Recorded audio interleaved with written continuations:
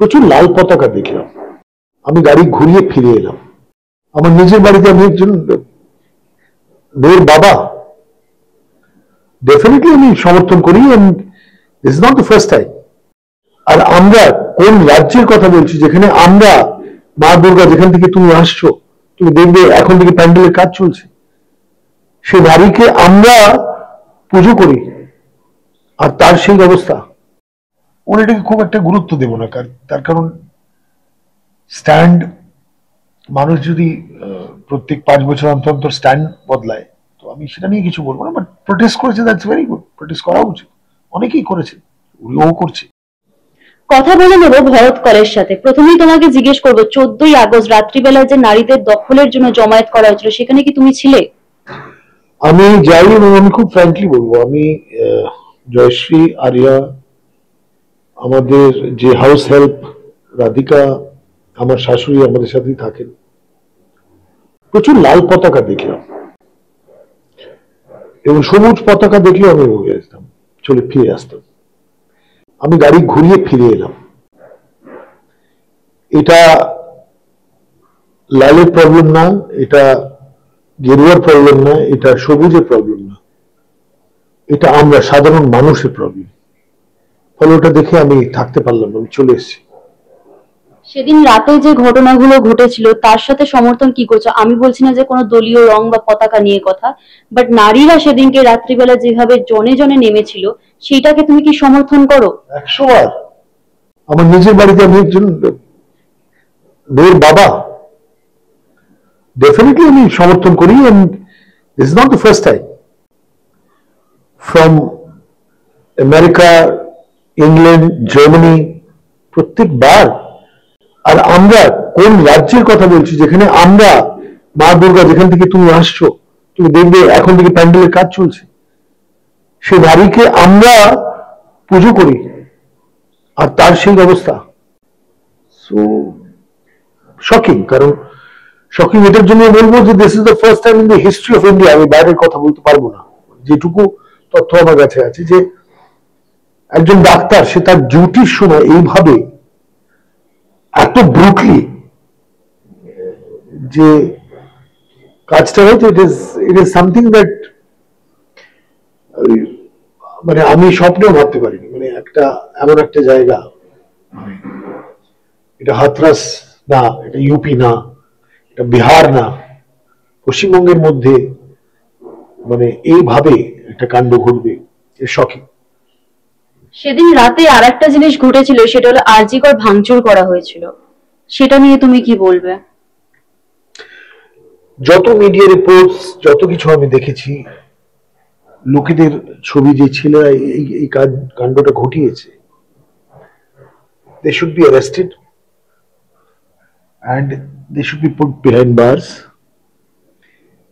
এবং যেভাবে এমার্জেন্সি এবং যেভাবে ওষুধগুলো এমার্জেন্সি ডিপার্টমেন্ট ভাঙচুর করে শেষ করে দিয়েছে, যেখানে এই ডাক্তাররা, জুনিয়র ডাক্তাররা বসে যেখানে তাদের প্রোটেস্ট চলছিল, সেই জায়গাটা ভাঙা হয়েছে, সেই পাকাগুলো আমরা দেখেছি কিভাবে ভাঙা হয়েছে।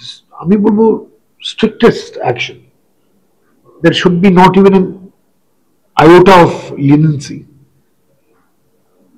কঠোরতম শাস্তি এরাও পাওয়ার যোগ্য। যে রূপে আমরা দেখতে পাচ্ছি সাধারণ মানুষ যেমন রাস্তায় নেমেছে বিচারের জন্য, তেমনি কিন্তু ডাক্তাররাও বিচারের জন্য নেমেছে, এবং তাদের এখন দাবি হলো ইমার্জেন্সি সার্ভিসেস ছাড়া কোনো সার্ভিসেস তারা দেবে না। এক ধরনের দেখতে গেলে তারাও কিন্তু স্ট্রাইক ডেকেছে, সেটাকে কি তুমি সমর্থন করছো? একদমই সমর্থন করছে। কেন? তার কারণ তাদেরও তো, এটা তো আগে হয়নি। একটা ডাক্তার হয়তো চিকিৎসায় কোনো ভুল করেছে, পেশেন্টের পুরো ফ্যামিলি এসে ভাঙচুর করে তাকে চড় মেরে মাথা ঘুরে পড়ে গেছে। আমরা কি সভ্য সমাজে বাস করি? মানে কেনই বা এটা হবে? কেন পুলিশের কাজ করবে না, এবং কেন আমরা আইন হাতে তুলে নেব?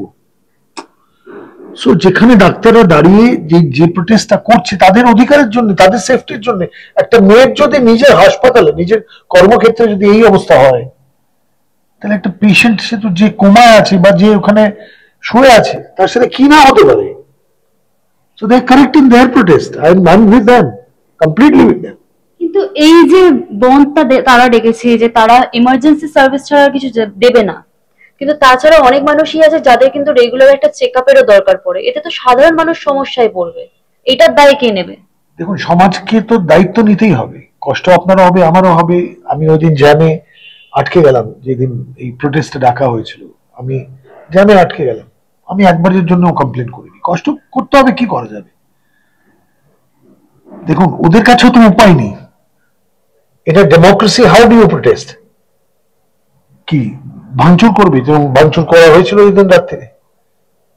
কিভাবে তারা প্রোটেস্ট করবে, কিভাবে তারা বলবে যে আমার একজন সহকর্মী তাকে এইভাবে হত্যা করা হলো?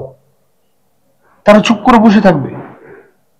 এমার্জেন্সি সার্ভিস আছে, সেই দিয়ে চালাতে হবে, আর কোনো উপায় নেই। মানে এই পয়েন্টে আই এম উইথ দেম। ডাক্তারদের এটাও দাবি যে জেড ক্লাস সিকিউরিটি তাদেরকে দেওয়া হোক, কারণ যেভাবে দুষ্কৃতীরা সেদিনকে রাত্রিবেলা ঢুকে এমার্জেন্সি সার্ভিসেস ছাড়াও যে বাকি জায়গাগুলো ভাঙচুর করেছিল, তো সেটার পর ডাক্তাররা ভয়ভীত। তোমার কি মনে হয় যে তাদেরকে জেড ক্লাস সিকিউরিটিটা দেওয়া উচিত? দেখুন, তাহলে তো গোটা দেশই আপনাকে জেড ক্যাটাগরি, মানে কমান্ডোজ থাকতে হবে, তাই না? মানে পুলিশ কিন্তু সেদিনকে রাত্রে কিছু আটকাতে পারেনি। আটকাতে পারেনি, আটকানো উচিত ছিল। এমন কোনো কাজ না, আমি বিশ্বাস করি ইন্ডিয়ায়, যেটা পুলিশ সলভ করতে পারে না বা পুলিশ মেটাতে পারে না। করবে, র্যাফ থাকতে পারে, পুলিশ থাকতে পারে। জেড ক্যাটাগরি, আমি এটা নিয়ে কে বলেছে কেন বলেছে সেটা আমি কিছু বলবো না সেটা নিয়ে। কিন্তু ডেফিনেটলি আজকে আমরা ট্রেনে তো দেখি যে now it is a rule, every কম্পার্টমেন্টে পুলিশ 3-4 বার করে রাউন্ড মেরে যাবে। তো সেটা থাকবে, পুলিশ কেন থাকবে না? যে কোনো সময় যে কোনো মানুষের কিছু হয়ে যেতে পারে, তার একটা রিয়াকশন হতে পারে, তার একটা অন্যদিকে একটা অ্যাটাক হতে পারে। তাদের সেফটি তো ইম্পর্টেন্ট। যারা আমরা দেখেছি যখন আমরা কোভিড এর থ্রু দিয়ে গেছি, এরা তো ভগবান, এই ডাক্তাররাই তো হেল্প করেছে, এই ডাক্তাররাই তো সবকিছু নর্মালসিতে ফিরিয়েছে। আজ তারা ইনডেঞ্জার্ড নিজেকে মনে করছে, তাদের মনে হচ্ছে যে আমি কাজে, ক্যান ইউ বিলিভ, মানে how do you solve this? একটা আয়ুষ্মান খুরানার খুব সুন্দর কিছু লাইন লিখেছে। কেন হবে এটা? কেন আমরা এই নারী রাত্রি গিয়ে কেন কোথাও ঘুমাচ্ছে, কেন কোনো বন্ধুকে বলেনি, কেন সে একা, কেন? সেখানে পুরুষ মানুষ হলে এই এক প্রশ্নগুলো উঠতো। কেন হবে? কেন আমরা আমাদের ছেলেদের, আমরা যখন মানুষ করছি, কেন সে শিক্ষা দিতে পারি না? সো জেড ক্যাটাগরি বলবো না, but definitely they should be security. কোনো ডাক্তার যেন, দেখুন, হয়তো 10টা ডাক্তারের মধ্যে একটা ডাক্তার আপনি পেলেন যে ডিসঅনেস্ট, হতেই পারে। তাই বলে সে 9জনও সাফার করবে, এটা আমি বিশ্বাস করতে রাজি নই। আমি সরকারি ব্যবস্থায় অনেকবারই গেছি, অনেক বন্ধু বান্ধবের ক্ষেত্রে গেছি, আমার আত্মীয় স্বজনদের ক্ষেত্রে গেছি। I think one of the finest doctors, they work in these hospitals. PG বলো, ভাঙুর বলো, RG কর বলো, ন্যাশনাল মেডিকেল কলেজ বলো, they require this security, safety. এটা this is a must. এটা বেসিক ফান্ডামেন্টাল রাইট আমার মনে হয়। কাজের জায়গায় তুমি যদি তাকে মানে সুরক্ষা না দিতে পারো, সে কাজ করবে কি করে? তোমারও তো একটা মেয়ে আছে, যদিও বা তার আজকে বয়স অনেকটাই ছোট, কিন্তু সেও একদিন বড় হবে। তোমার কি মনে হয় রাতের বেলা হোক বা দিনের বেলা তার পক্ষে কি সুরক্ষিত রাস্তায় বেরোনো? সুরক্ষিত, এতগুলো বছর তো দেখে এসেছি যে কলকাতা সুরক্ষিত। দু একটা ইনসিডেন্ট, 10 কোটির তো মানুষ বাস করে পশ্চিমবঙ্গে, পপুলেশন তো 10 কোটি। মোটামুটি তোমাকে যদি এজ আ মেয়ে বলি, তুমি ডেফিনেটলি কলকাতায় পড়াশোনা করেছো বা বর্ধমানে করেছো বা মানে ধরো শান্তি নিকেতনে করেছো, যেখানে তুমি করে থাকো, তুমি কি মনে করো তুমি এত বছর সেফ আছো না নেই? তোমার নিজের একটা কথা বলো না। তুমি জার্নালিস্ট ছাড়া তুমি তো নিজে একটা মেয়ে, তোমার তো নিজের একটা পয়েন্ট অফ ভিউ থাকবে। তোমার কোনোদিন আনসেফ মনে হয়েছে? আমার মনে হয়নি, কারণ আমি তো রাত্রি ধরে চা খেতে ওই রাসেল স্ট্রিটে গেছি বা এদিক ওদিক গেছি, আমি তো দেখেছি মেয়েরাও দাঁড়িয়ে আছে, মেয়েরাও চা খাচ্ছে, ছেলেরা, মেয়ে, বন্ধু বান্ধব, ভাই বোন, স্বামী স্ত্রী দাঁড়িয়ে খাচ্ছে। আমার সেই অর্থে আনসেফ মনে হয়নি, but this incidents are growing, and high time the প্রশাসন জেগে উঠুক। কর্মক্ষেত্রে একজন নারী অসুরক্ষিত এবং তাকে যা করা হয়েছে আর কি, যে কাণ্ডটা আমি না হয় নাই বললাম সেইভাবে গুছিয়ে, কিন্তু বিভিন্ন কর্মক্ষেত্রের নারীরা আজকে উঠে এসে বলছে তাদের কর্মক্ষেত্রেও অনেকটা সমস্যা রয়েছে। তুমিও একটা জায়গায়, একটা ইন্ডাস্ট্রিতে বিলং করো, তোমার কর্মক্ষেত্র, তোমার কি মনে হয় সেখানকার নারী যারা রয়েছে, তোমার যে সহকর্মীরা রয়েছে, তারা কি সেফ ফিল করছে? কখনো তাদের থেকে খুঁটিয়ে জিজ্ঞেস করেছো সেই বিষয় নিয়ে? দেখো, ডেফিনেটলি আমার তো ভূমিকা অনেক রূপে, মানে এক সিনিয়র অ্যাক্টর, আমার অনেক জুনিয়র যারা হিরোইন করে আমার থেকে বয়সও অনেক কম এবং অনেক অনেক পরে এসছে, and we ensure that safety হোক। প্রোডাকশন দিকেও কাজ দেখি, আমরা চেষ্টা করি যে যদি রাত্রে শুটিং অফ লেট হয়ে যায় তারা যেন গাড়ি পায়, তারা যেন বাড়ি অব্দি ড্রপ পায়। এই ইনসিডেন্ট আমার মনে হয় না ইন্ডাস্ট্রিতে আমি সেই অর্থে কোনোদিন ফেস করেছি বা কেউ এসে আমাকে বলেছে যে আমি আনসেফ ফিল করছি। আর যদি কেউ বলে, ডেফিনেটলি তার পাশে দাঁড়াবো। তোমারই একজন সহকর্মী আজকে গ্রেফতার হয়েছে প্রতিবাদের ঝড় যখন সে বইয়েছিল রাস্তায় দাঁড়িয়ে, সেটা নিয়ে তুমি কি বলবে? তাকে কি সমর্থন করছো সেই বিষয়ে? সমর্থন, দেখো, তুমি যদি নাম নেওয়ার কথা বলো, তুমি কি রুদ্রর কথা বলছো বা এনি চান্স? রুদ্রর পয়েন্ট অফ ভিউ আছে, সব যে পয়েন্ট অফ ভিউর সাথে আমার মিলতে হবে তার সাথে, সেটা কথা না। বাট রুদ্রকে আমি বলবো খুব ভালো, মানে এমন কজে রুদ্র সামনে এগিয়ে এসছে ডেফিনেটলি। আর আমি কোনোভাবেই কোনো কিছুকে মেলাচ্ছি না, এটা দিস ইজ অ্যান ইনসিডেন্স যেটা আমার জন্মের স্থানে হয়েছে, যেটা কলকাতা নিয়ে আমরা এই ধরনের ইন্ডিয়ায় কোনো ভাবতে পারবে না বা এরকম হয়েছে। তার সাথে আমার অনেক আগেও মতে মিলেনি, ওর মতো করে ও রাজনীতি করে। তবে ডেফিনেটলি মানে আমি ওর এটাকে খুব একটা গুরুত্ব দেব না, তার কারণ স্ট্যান্ড, মানুষ যদি প্রত্যেক 5 বছর অন্তর অন্তর স্ট্যান্ড বদলায়, তো আমি সেটা নিয়ে কিছু বলবো না। বাট প্রোটেস্ট করেছে, দ্যাটস ভেরি গুড, প্রোটেস্ট করা উচিত, অনেকেই করেছে, ও করছে। সরকারের কাছে তোমার কি দাবি থাকবে? আমি বলবো যে হাই টাইম, দিদি আছেন, মাথার উপরে একজন নারী তো আছেন, এবং ওনার সবাই অনেক মহিলা মন্ত্রী আছেন, আমাদের ডক্টর শশী বাজা আছেন, অনেকেই আছেন। আমি বলবো strictest action and quick action, কোনোভাবে যেন কাউকে শিল্ড না করা হয়, কোনোভাবেই না। এই ক্ষেত্রে capital punishment, everybody should demand for capital punishment, এবং ফাঁসির কম কিছু না। লোকগুলো এবার তো সিবিআইয়ের হাতে কেসটা আছে, এবং নোবডি শুড বি স্পেয়ার্ড।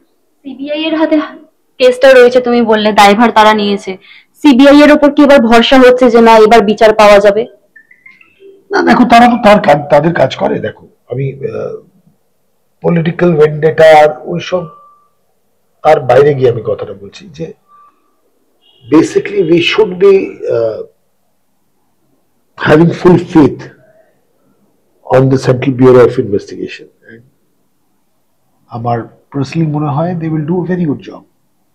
আমরা, আমার মন বলছি যে আমরা খুব তাড়াতাড়ি এই কারা কারা ছিলেন, আদৌ আর কেউ ছিল না শুধু এ ছিল, অনেক তো মিডিয়া ট্রায়ালও হয়, তোমাদের রেসপেক্ট দিয়ে বলবো যে let us not jump to conclusion, আসুক ফাইনাল। আজকের দিনে my sympathies to the family because it's an irreparable loss.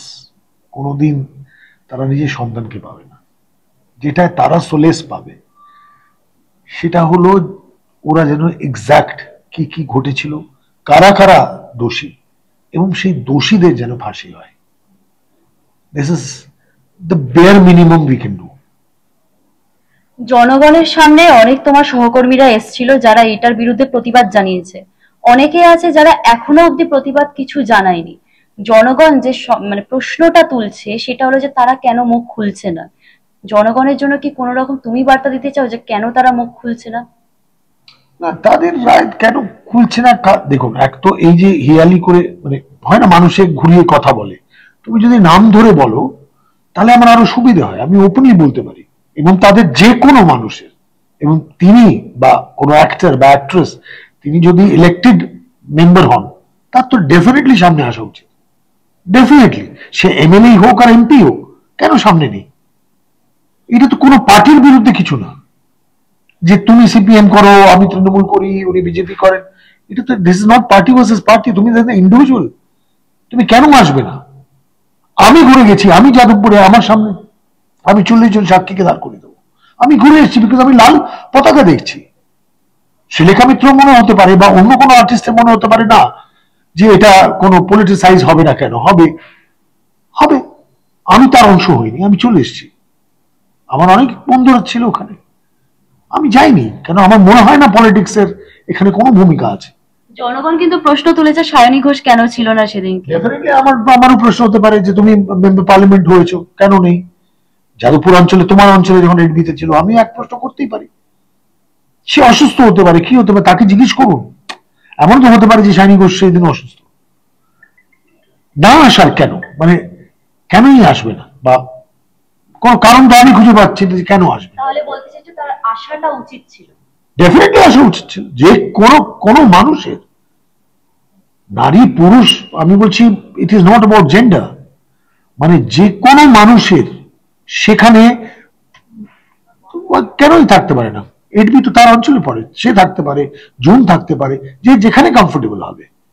আমাদের যে সোনারপুরের যিনি এমএলএ, আমাদের লাভলি, লাভলি থাকতে পারতো। মিমিকে দেখেছি আমি, মিমিকে কোনো একটা অঞ্চলে আমি মানে অনলাইন দেখেছি। সো থাকা উচিত। এবার কেন থাকেননি সেটা তারা বেটার বলতে পারবেন, আমি why should I pass a judgment? But আমার মনে হয় থাকা উচিত ছিল, because there at the end of the day তুমি তো একটা মানুষের রিপ্রেজেন্টেটিভ, আজকের দিনে আরো বেশি করে থাকা উচিত ছিল, আমার মনে হয় তাই।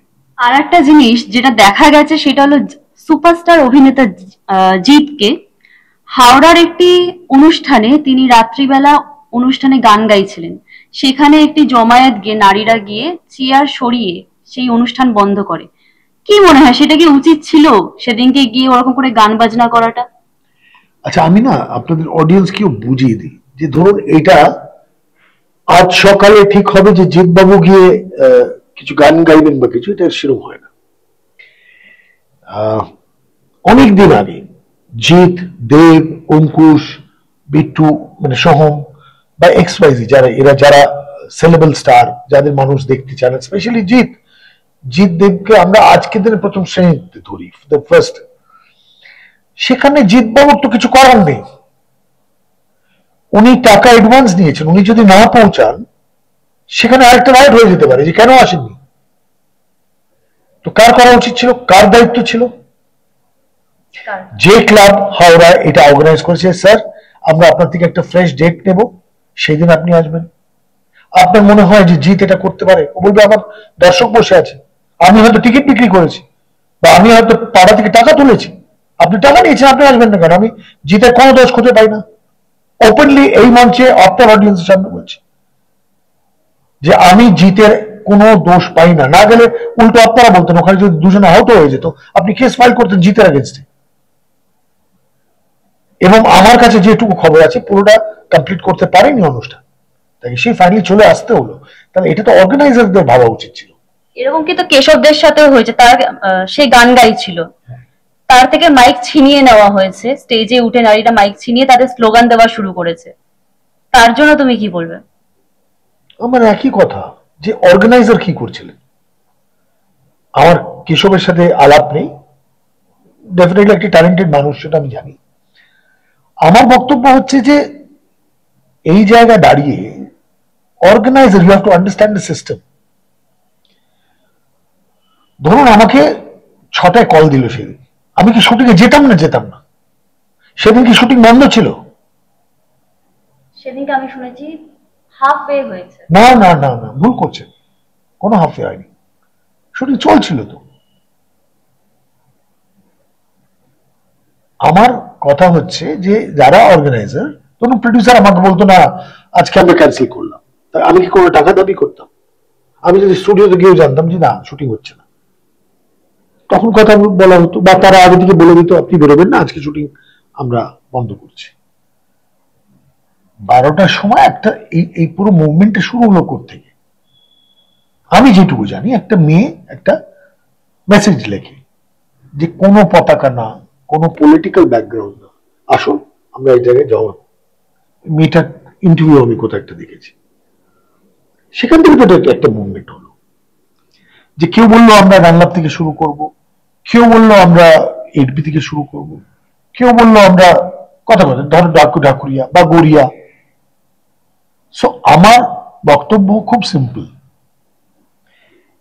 জিতের বা কেশবের যদি শো ক্যান্সেল হওয়ার কথা ছিল, তাহলে তাদের অর্গানাইজারদের ক্যান্সেল করা উচিত ছিল আগে থেকে, যে স্যার আমরা মনে করছি যে এই অসুবিধা হতে পারে, বা এই আমরা আর একটা ফ্রেশ ডেট নিয়ে এটা করব।